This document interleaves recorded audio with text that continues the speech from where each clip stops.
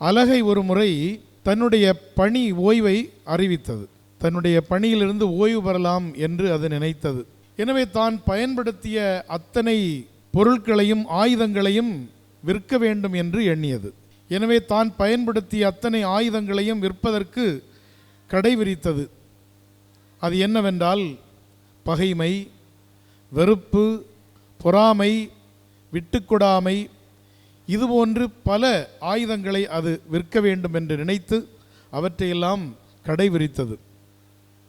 ஒவ்வொரு ஆயுதமும் அதனுடைய நிலைக்கேற்றாற் போன்று மதிப்புக்கேற்றாற் போன்று விற்று கொண்டே இருந்தது.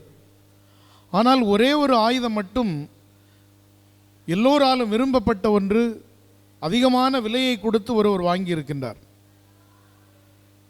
அங்கு நின்ற ஒருவர் ஒரு கேள்வி கேட்கின்றார்.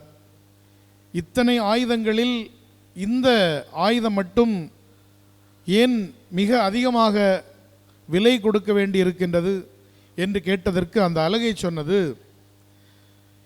இங்கே கடை விரிக்கப்பட்ட விற்கப்பட்ட அத்தனை ஆயுதங்களையும் விட இது ஒன்றுதான் முதன்மையானது.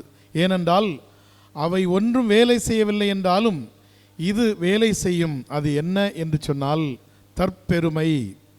தற்பெருமை என்ற ஒரு ஆயுதம் எல்லாவற்றையும் அழித்துவிட்டு அது முன்னே நின்று செயல்படும்.